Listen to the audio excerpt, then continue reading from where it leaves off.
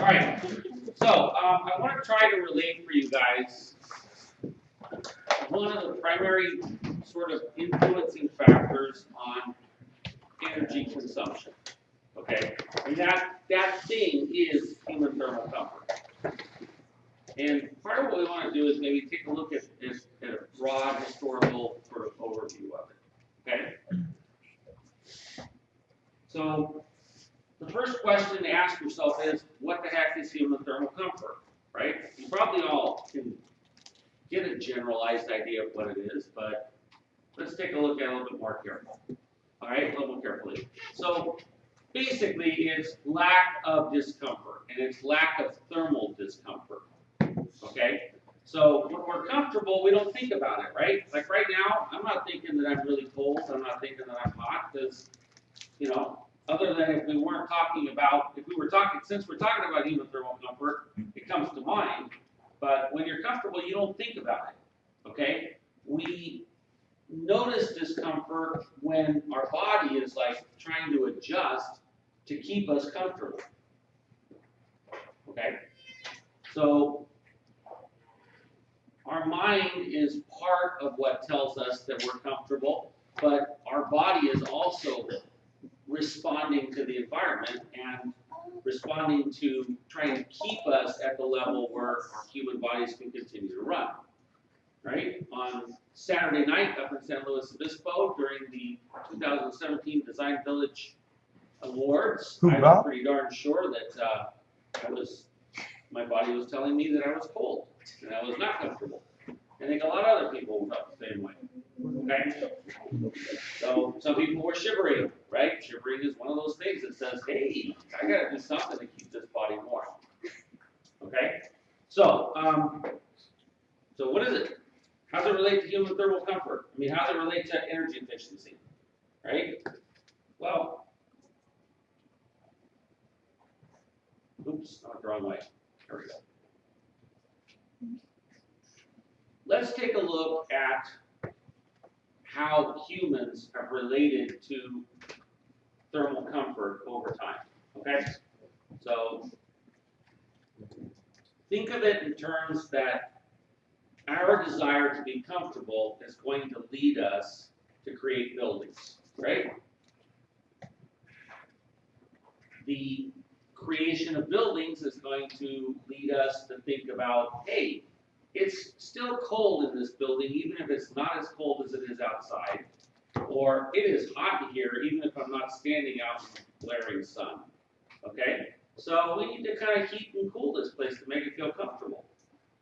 And the primary means that we have of heating and cooling the space is through using fossil fuels. All right? The more we use fossil fuels, the more pollution that gets created. The more pollution that gets created, the less our environment sustains us properly. All right? So early on, right, when humans first started to walk the face of the earth, there was almost no impact to the environment. Now, our buildings and the humans that inhabit them are the leading contributor to the decay of the environment. So, early humans, right? These guys are out there in their loincloths and they're thinking to themselves, I think it's a bit chilly today. What to do? And so, you know, for them, maybe they run to a place like this. Ah, yes. Home sweet cave, right? I believe that is an architectural and an archaeological dig. I don't remember where it was. But think about the impact that these guys had on the planet. Did they have a huge impact? Or are they kind of like, you know, a flea on the back of a giant dog? They didn't do much, right? All right. So we go a little further through history. We get to a point where it's like, okay, well, you know, we're not going to live in a cave, so we need to build something. And so let's take a look. We might build something that looks like that. So compared to living in a cave, that's like moving on up. Some old TV show. I don't know what it was. A couple of you were snickering, so maybe you remember what show that was. Did you do I don't know the design that. Kind of looks like Enzo's.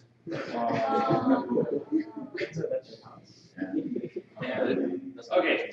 any rate, so, you know, if it got a little chilly inside of there, what'd you do? Well, you put on some bear skins, right? And maybe you threw a couple logs in the fireplace over there and you kind of heated it up.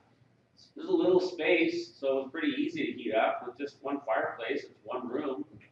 You could just heat it right up, no problem. All right. So what was the impact? Oops, going the wrong way again. Here we go.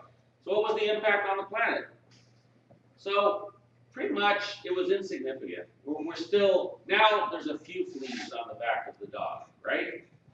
Humans are, you know, insignificantly impacting the planet.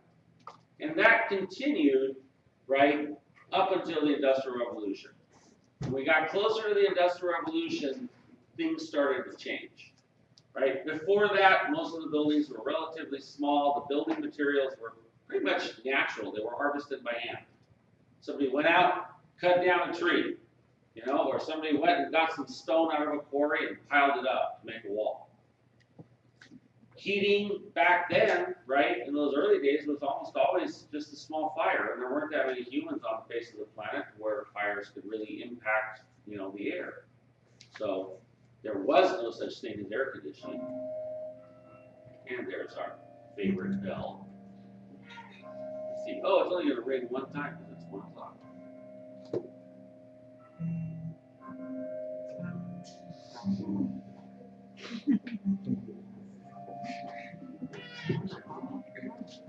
And the administration will hopefully one day do something about that bell.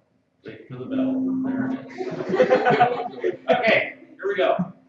All right, so now, that was then. This is now. Hey, Enzo, is that your design? No, just kidding.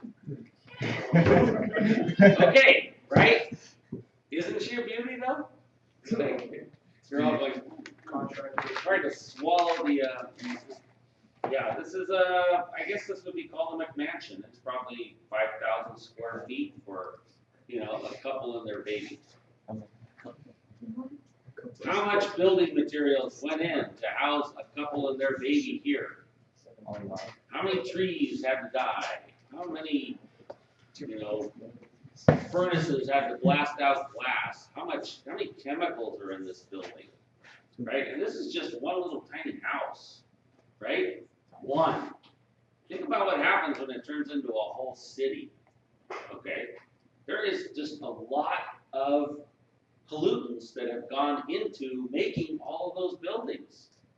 And there is a lot of pollutants that go on into trying to keep those buildings warm, and keep them cold, and keep us comfortable. All right? So now the impact on the planet is just massive. It's substantial. Okay? We literally burned off the ozone layer. It's gone, right? Or pretty much gone. Climate change, you know, I have a lot of very conservative friends that said, oh, global warming, oh, it's bullshit, right? And I think that a lot of people in the more liberal circles made a mistake in thinking that, you know, other people would understand what they meant by global warming. And so, you know, many years ago I said, why are they using the word global warming, right? You have to understand a very large and complex biosphere to understand that global warming can make things colder. But most people aren't going to do it. So I advocated for, instead of global warming, I said, why don't they just call it climate change, right? So there are still people, though, that deny that climate change exists, and there are people that say, well, it's just part of the normal cycle. I would just hate to get to the point where we can prove them wrong, because by the time we prove them wrong, it will be too late. Okay, so